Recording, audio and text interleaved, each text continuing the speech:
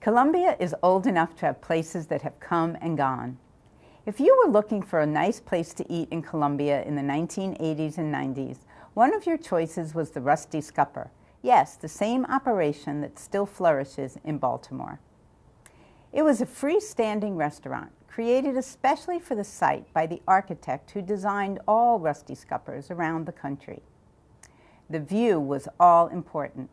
You entered on the second level and were greeted by a horseshoe-shaped bar with seating that faced the wall of windows opening up to Lake Kittamaqundi.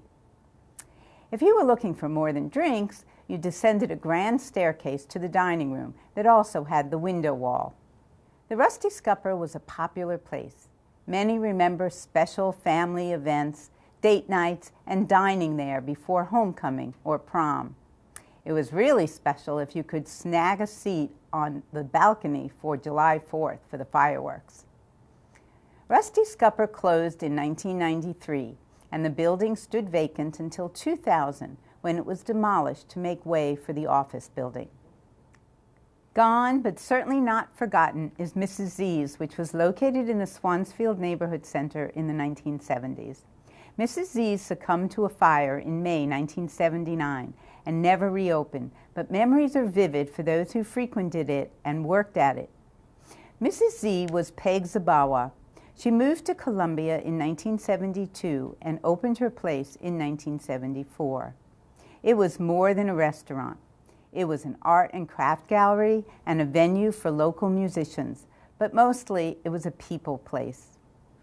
After the fire, one patron wrote touchingly, "It was a gathering place. It was a home when your house didn't feel like one, warmth when the world felt cold, food when your soul was hungry." The kitchen, which turned out favorites like cheese puffs, lemon bars, and shrimp bisque, resembled a bunch of women preparing food for a family gathering rather than a professional kitchen, recalled Larry Parker, who worked the back of the house when he was a young man. Beyond the good home-style cooking was the homey atmosphere. Homemade tables, including one with an inlaid chessboard, homemade placemats, and mismatched tableware helped to make people of all ages feel comfortable and welcome. And then there's the Last Chance Saloon.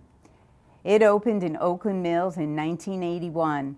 It was the sixth try for a successful restaurant on the site. Long's Vineyard, The Crackpot, Phase 3, Barnum's, Skipjack's, and Channing's Crab House all tried out the spot and failed. After all these short-lived ventures, the Last Chance proved to be a winner.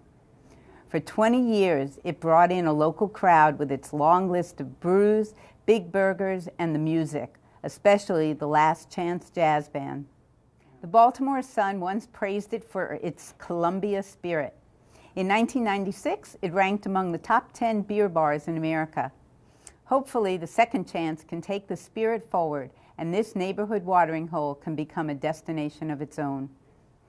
I want to thank my Facebook friends for contributing memories for this segment.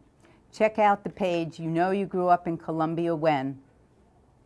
Thanks for watching. Tune in again next month as we continue to explore Columbia.